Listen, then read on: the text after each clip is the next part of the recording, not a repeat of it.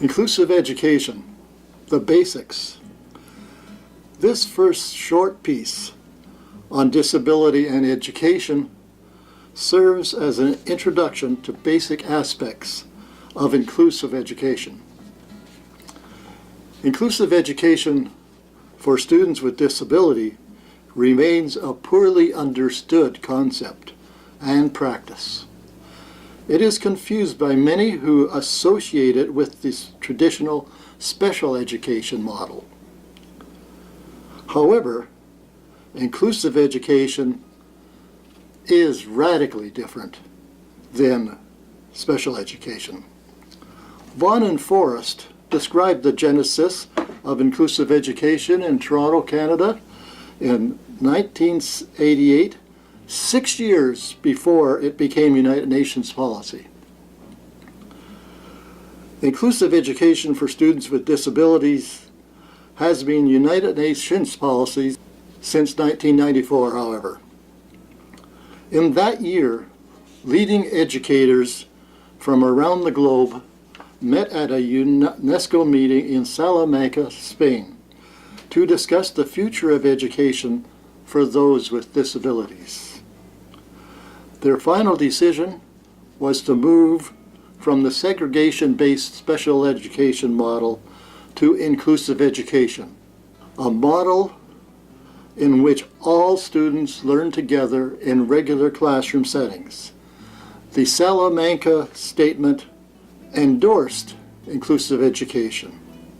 Specifically, UNESCO called for all nations to move to inclusive education, saying that those with special education needs must have access to regular schools which should accommodate them with a child-centered pedagogy with this inclusive orientation.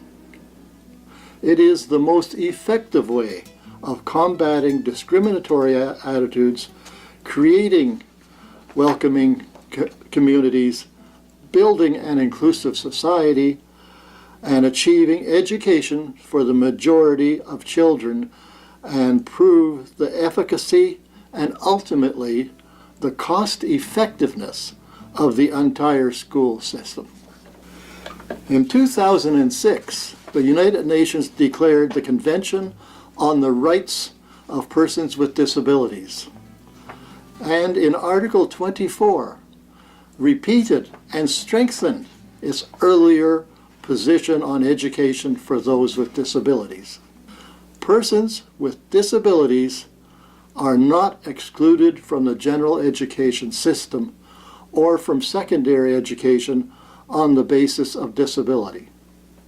The Convention stated that persons with disabilities can access an inclusive, quality, free primary and secondary system education on an even basis with others in the communities in which they live.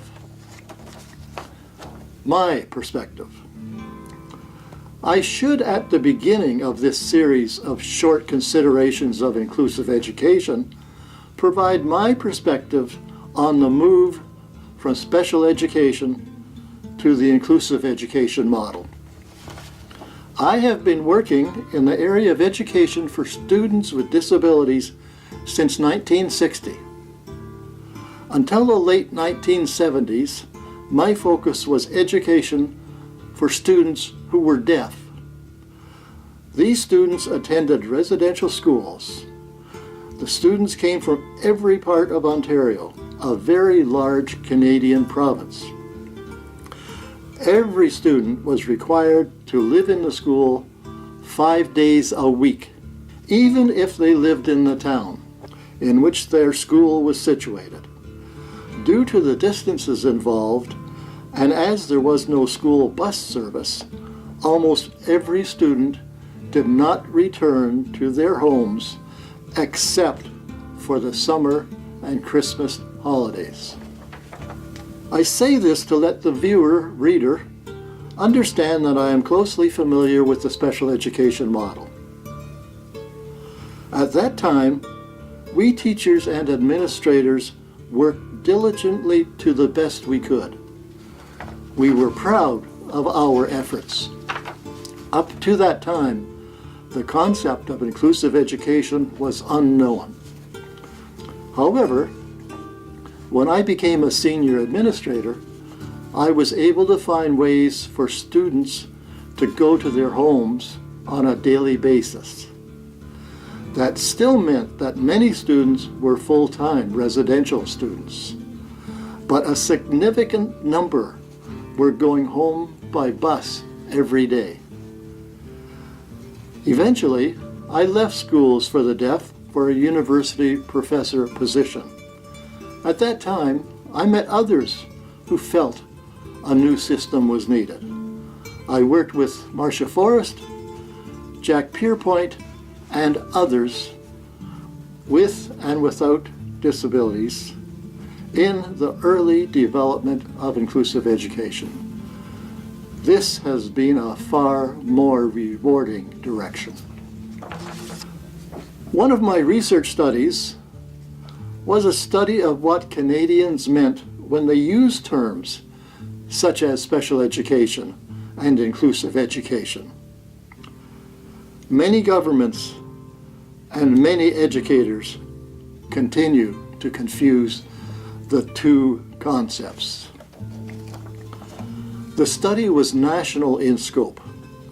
One important component was a series of regional meetings involving persons with disabilities, families, government representatives, educational administrators, university professors, and teachers. All these voices needed to be heard, whether or not they preferred special education or inclusive education. Other strategies were used as well to collect data. However, the majority of responses to our questions indicated that there was considerable confusion regarding education for students with disabilities. However, the majority upheld change to inclusive education. The responses of every person participating in the study were used to create definitions for each of the terms used in the study. Here is the definition derived for inclusive education. Inclusive education refers to educational practice based on the philosophical belief that all learners, those with and those without disabilities, have the right to be educated together in age-appropriate class groups, and that all students will benefit from education together in the regular classrooms of community schools. Within these settings, teachers, parents, and others work collaboratively, using appropriate and sufficient resources to interpret and enact the regular curriculum in flexible manner in accordance with the individual abilities and needs of all learners. This definition is used in many parts of Canada and is referred to as a guide in a variety of other nations.